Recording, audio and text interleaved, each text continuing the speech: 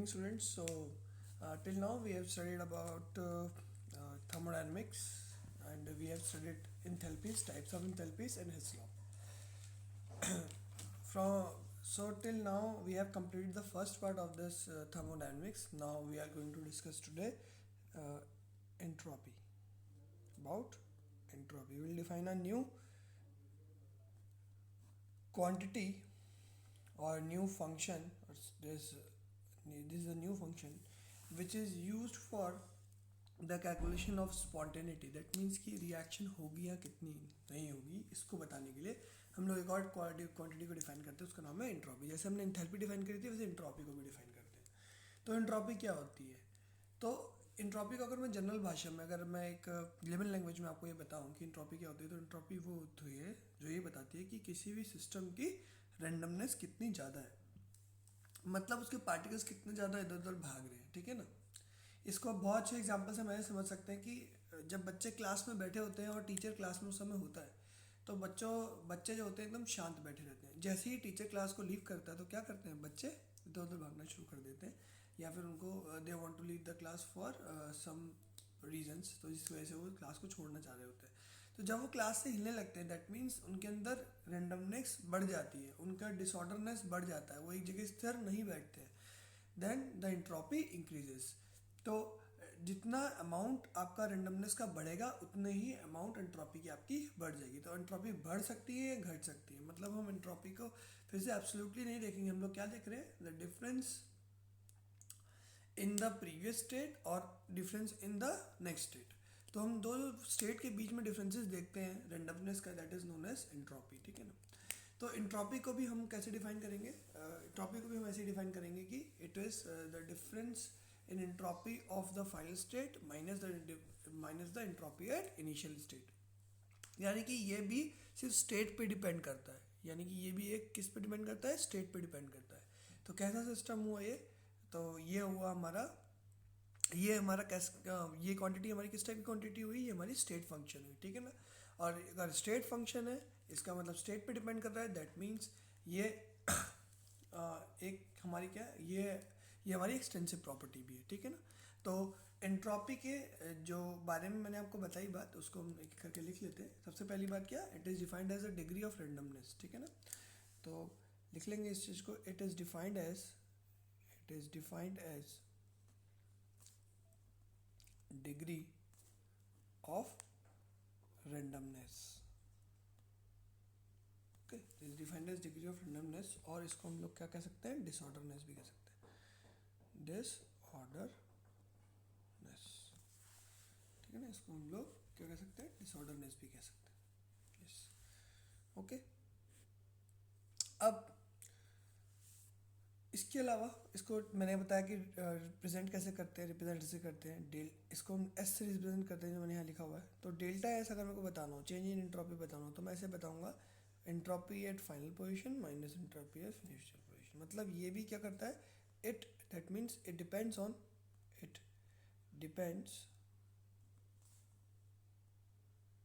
On the state of the system. State of the system कि क्या pressure है, क्या टेम्परेचर है, टेम्परेचर बढ़ा है घटा है, इस पे डिपेंड करता है कि हमारा ये डेल्टा एस किसके बराबर होगा. ठीक है.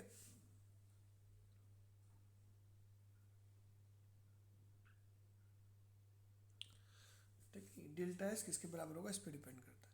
अब नेक्स्ट चीज़ के ऊपर चलते हैं हम लोग. हमने दो चीज़ों के बारे में बात कर ली. ठीक है ना, कि ये इस पे डिपेंड करता है. यानी कि अगर ये सिर्फ स्टेट्स पे डिपेंड करता है, ये डिपेंड नहीं करता कि आपने पाथ क्या फॉलो किया है, तो ये क्या हो जाएगा, स्टेट फंक्शन होगा. This is a state function. ये क्या है, स्टेट फंक्शन. ठीक है ना. और साथ में क्या है, ये एक है एक्सटेंसिव प्रॉपर्टी. क्या है, एक्सटेंसिव प्रॉपर्टी. तो आप लिख लेंगे कि this it is a extensive property. ठीक है ना. क्योंकि इट इज डिफाइंड एज, अभी बताएंगे, it is defined as the change in heat of the system at a particular temperature. ठीक है ना. इससे डिफाइन की जाती है हमारी एंट्रोपी. ठीक है ना. जब हम इस चीज़ से डिफाइन करते हैं तो हमें पता चलता है कि क्या है, एंट्रोपी जो है वो एक्सटेंसिव प्रॉपर्टी. ये डिपेंड करेगी अमाउंट कितना लिया है आपने. ठीक है ना. ज़्यादा अमाउंट लोगे तो एंट्रोपी ज़्यादा हो जाएगी, कम अमाउंट लोगे तो कम सब्सटेंस की एंट्रोपी कम होगी. तो ये पार्ट हमारा डिफाइन करता है कि एक जो एंट्रोपी है वो क्या है, वो एक एक्सटेंसिव प्रॉपर्टी है। ठीक है, तो ये चार कुछ इंपॉर्टेंट पॉइंट्स हैं ये हमारे एंट्रोपी के बारे में, जो मेरी इसका इंट्रोडक्शन है। इसके बाद अब एंट्रोपी को हम डिफाइन कैसे करते हैं मैथमेटिकली, तो लिखेंगे mathematically it is defined as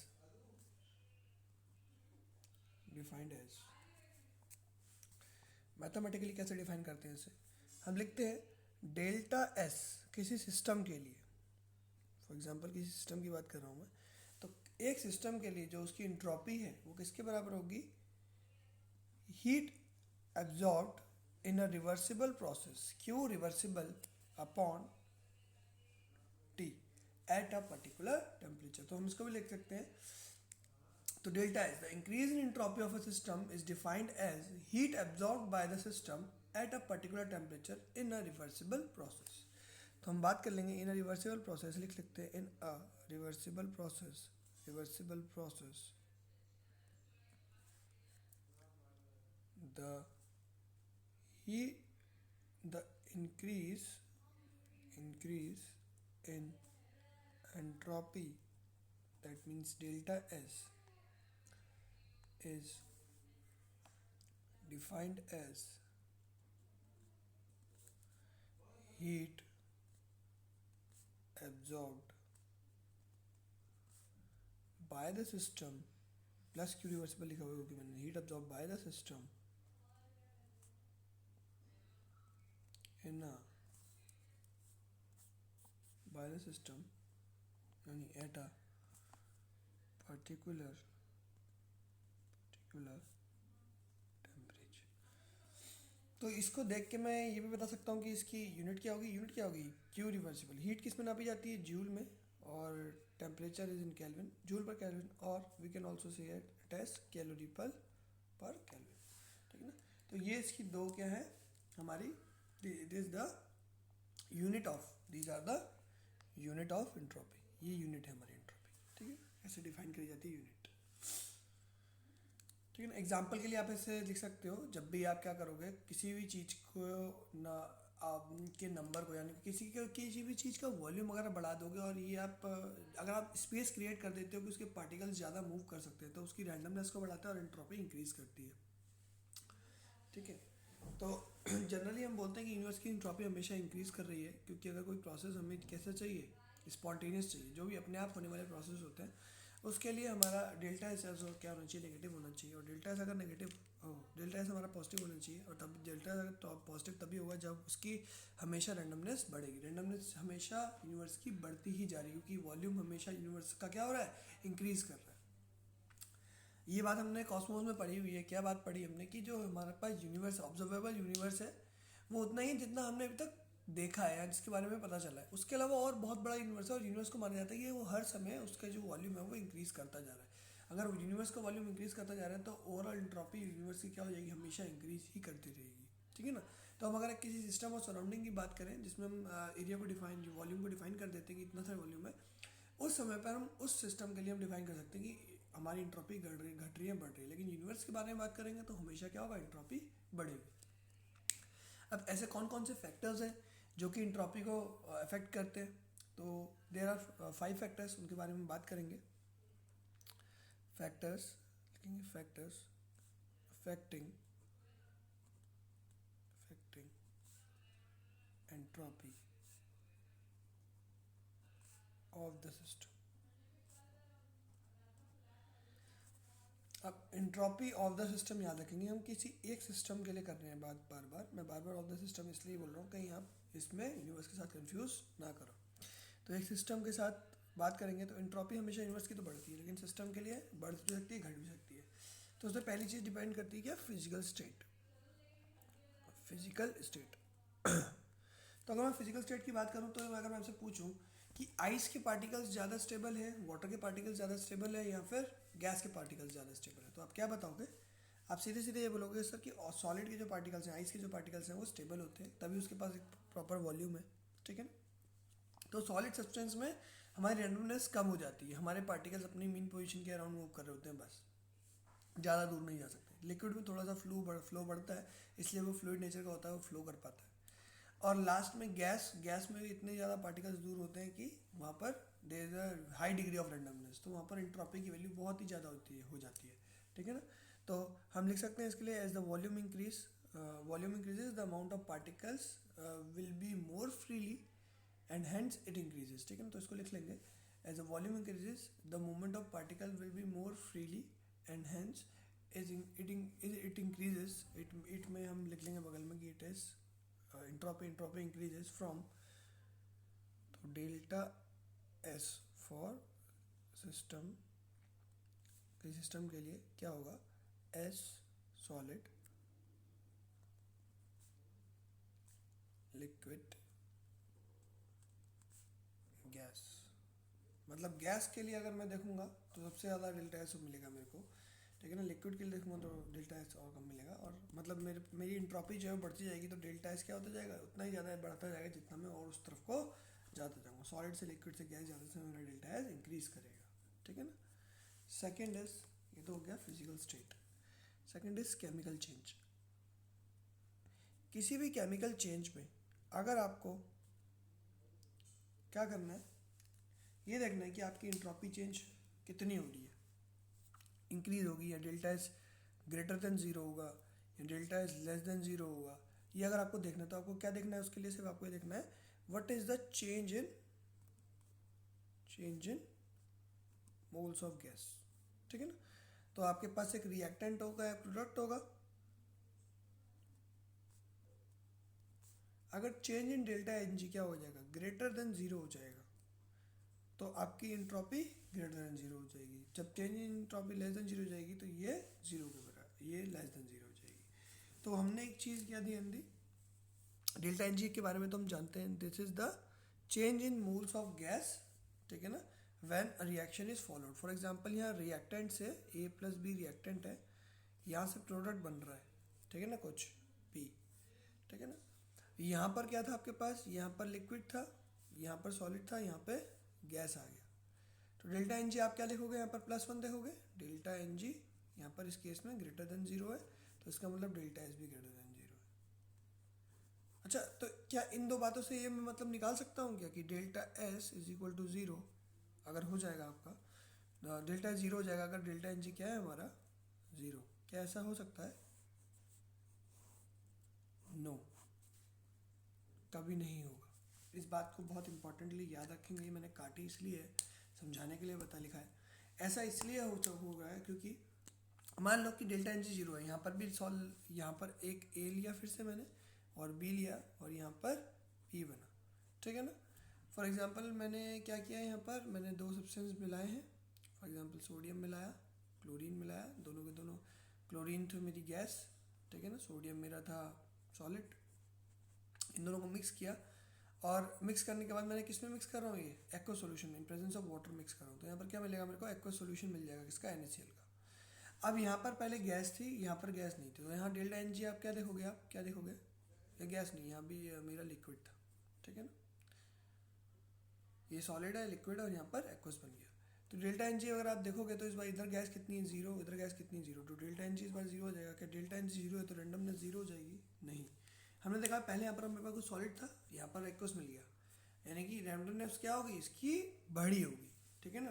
कोई चीज़ सॉलिड से लिक्विड कन्वर्ट हो रही है तो इसका मतलब क्या हो रहा है, हमारी रेंडमनेस तो बढ़ रही होगी, लेकिन वहाँ डेल्टा एन जी कितना है, जीरो है। तो इसको ये मान के हमेशा नहीं लिखेंगे, ऐसा नहीं लिखेंगे कि डेल्टा एन जी जीरो है तो एस जीरो है, नहीं।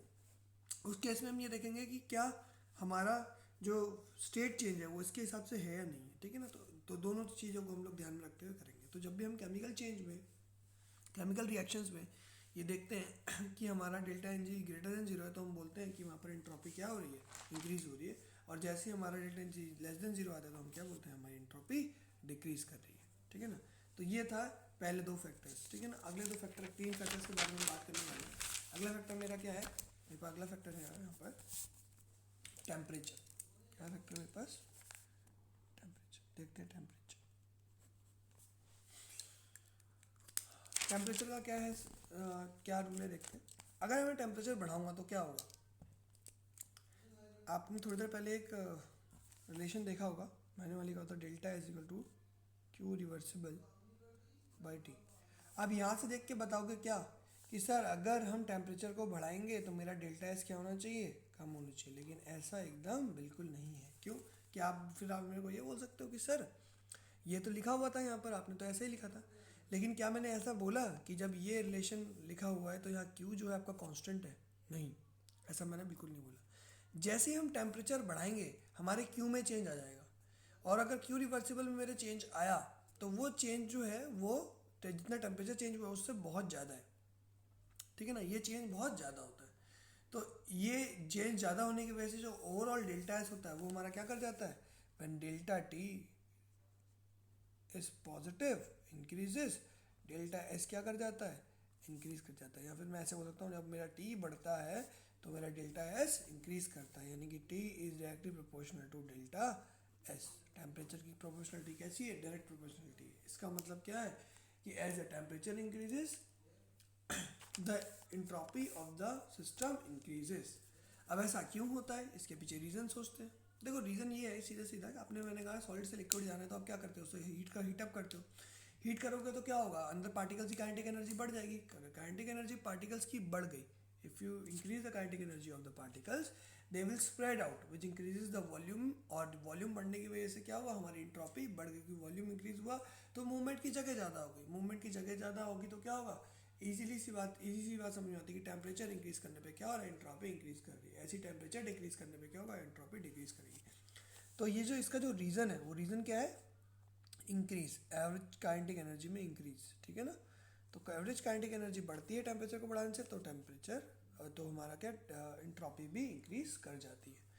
तो हमारा थर्ड जो फैक्टर था वो था temperature. Fourth factor is pressure. We know there is a positive relation of pressure and temperature, and hence it will follow here also कि डेल्टा एस आपको क्या मिलेगा, इन्वर्सली प्रोपोर्शनल मिलेगा, किसके, प्रेशर के। जैसे जैसे आप प्रेशर बढ़ाओगे स्पेस हो जाएगी कम।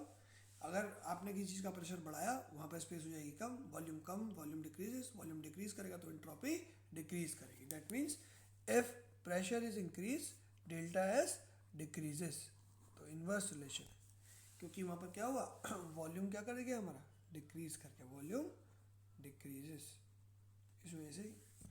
तो ये हमारा है फोर्थ फैक्टर। फिफ्थ फैक्टर हमारे पास है यहाँ पर मिक्सिंग। मिक्सिंग का फैक्टर देखते हैं क्या है। अगर आप कोई दो चीज़ों को मिक्स कर रहे हो, चाहे वो आप लिक्विड सॉलिड गैस कुछ भी मिक्स कर रहे हो, उस केस में क्या होता है, तो जब हम कोई दो गैस को अगर मिक्स करते हैं तो यहाँ पर हमारे सिस्टम की जो एंट्रोपी है, यहाँ पे जो हमारे सिस्टम की इंट्रॉपी है वो क्या कर जाती है, वो इंक्रीज कर जाती है। क्या कर जाती है, इंक्रीज। क्यों कर जाती है बेटा इंक्रीज, क्योंकि जब आप किसी चीज़ को यहाँ मिक्स कर रहे हो, फॉर एग्जांपल आपने गैसेस को मिक्स किया तो क्या हुआ, उनका ओवरऑल वॉल्यूम बढ़ गया, अलग अलग ब्राउनिंग मूवमेंट था, अलग अलग थोड़ा सा कुछ ट्रांसफर हुआ होगा वहाँ पर हमारी एनर्जी का। तो जो एनर्जी ट्रांसफर हो रही है यानी कि क्यू रिवर्सिबल, हमें वहाँ पर कोई क्वांटिटी मिल रही है, अब क्यू रिवर्सिबल मिल रही है किसी टेम्परेचर पर मिल रही है, तो डेल्टा एस की वैल्यू कितनी आ जाएगी, पॉजिटिव आ ही जाएगी, ठीक है ना। इसीलिए जब भी हम कोई चीज़ मिक्स करते हैं तो हमेशा याद रखेंगे वहाँ पर एंट्रोपी क्या करती है, इंक्रीज। तो delta mix of S is always greater than zero, चाहे वो लिक्विड सॉलिड के लिए हो, सॉलिड के लिए हो, गैस के लिए हो, किसी के लिए भी हो, वो क्या होगा, हमेशा ग्रेटर देन जीरो होगा। अब छोटी सी कैलकुलेशन है हमारे पास, कैलकुलेशन है, फॉर्मूला है, हम लोग इंट्रॉपी के लिए निकालने वाले, फिर उसके बाद हम अलग अलग प्रोसेस के लिए देखेंगे कि इंट्रॉपी को कैसे कैसे कैलकुलेट करते हैं। तो आज एक जनरल फॉर्मूला निकाल लेंगे, उसके बाद कल उस जनरल फॉर्मूला के ऊपर बात करेंगे, ठीक है ना। तो हम स्टार्ट करेंगे फर्स्ट लॉ ऑफ थर्मोडायनेमिक्स से, एफएलओटी से फर्स्ट लॉ से स्टार्ट करेंगे। हमें पता है क्या होता है, U is equal to Q plus W होता है, ठीक है ना, इतना हमें पता है। फर्स्ट लॉ ऑफ थर्मोडायनेमिक्स हमारा ये कहता है। और अगर मैं सिर्फ इसकी बात कर रहा हूँ, एक रिवर्सिबल प्रोसेस की बात कर रहा हूँ, यहाँ पर मैं रिवर्सिबल प्रोसेस की बात कर रहा हूँ, तो डेल्टा एस मेरे को पता है कितना होता है, क्यू रिवर्सिबल बाय टी होता है, ठीक है, क्यू रिवर्सिबल बाय टी होता है। वर्क डन मेरा होता है मेरा minus P external delta V, ठीक है ना, किसके लिए, रिवर्सिबल प्रोसेस के लिए। और क्योंकि रिवर्सिबल प्रोसेस तो पी एक्सटर्नल ही पी इंटरनल के बराबर भी होगा, तो we can write S W is equal to P internal delta V, ठीक है।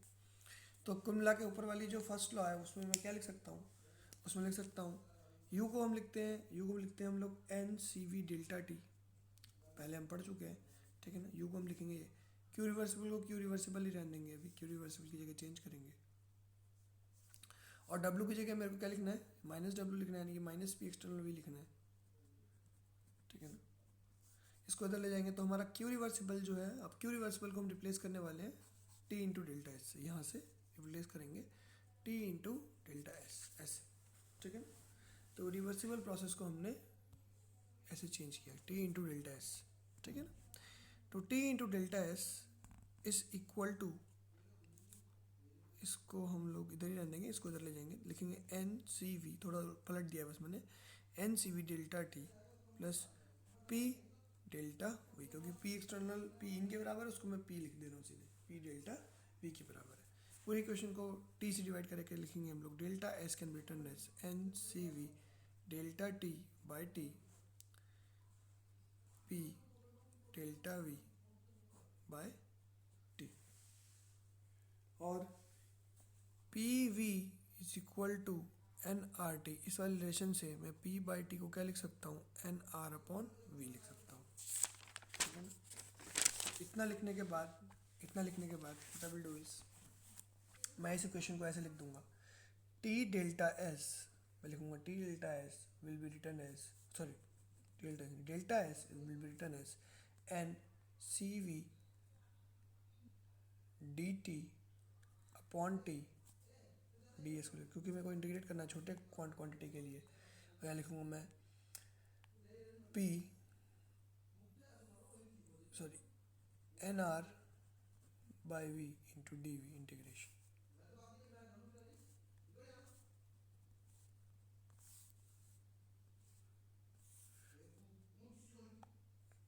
तो यहाँ पर एस को लिखेंगे, तो यहाँ लिख लेंगे हम लोग एन सी वी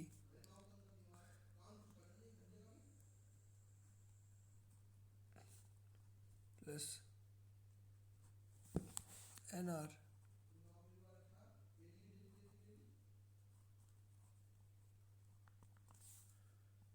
तो यहाँ आ जाएगा S two minus S one,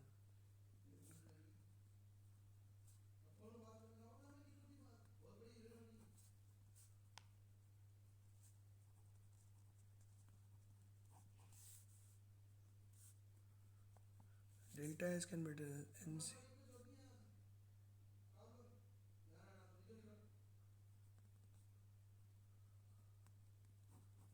L N D two by T one N R.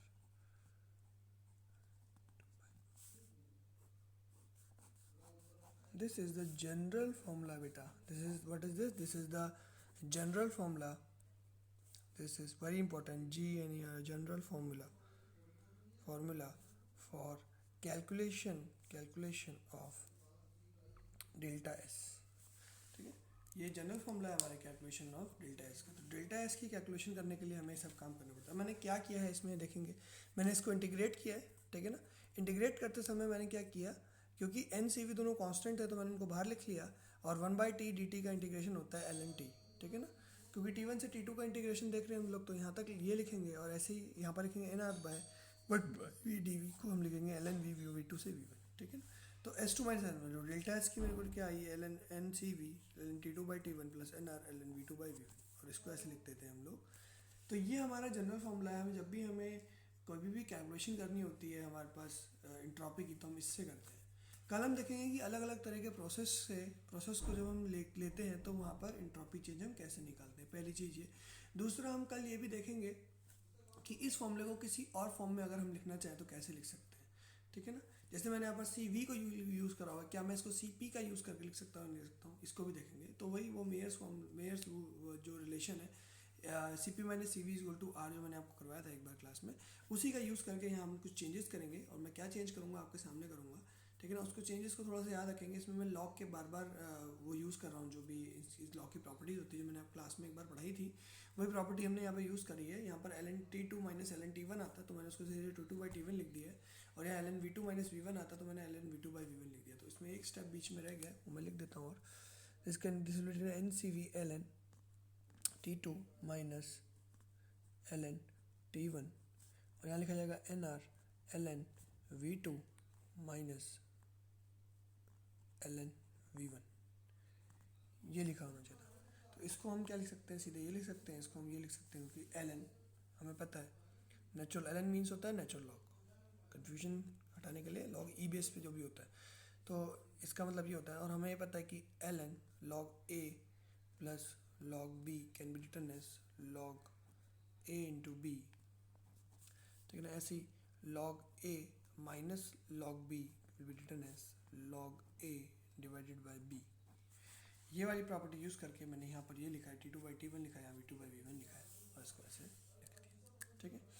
तो आई होप कि you would have understood today about the what is entropy, और एंट्रोपी कैसे बढ़ती है, कैसे डिक्रीज करती है, ठीक है ना। तो रिलेटेड मैं कुछ क्वेश्चन दूंगा आपको अभी, आपके ग्रुप पे, रिस्पेक्टिव ग्रुप पे आपको मिल जाएगा कि आपको क्या इसमें क्वेश्चन करने हैं और जमा करने हैं। तो आज आप ये क्वेश्चन मेरे को शाम तक जमा करेंगे, और I will mark your attendance according to that, ठीक है। Thank you class.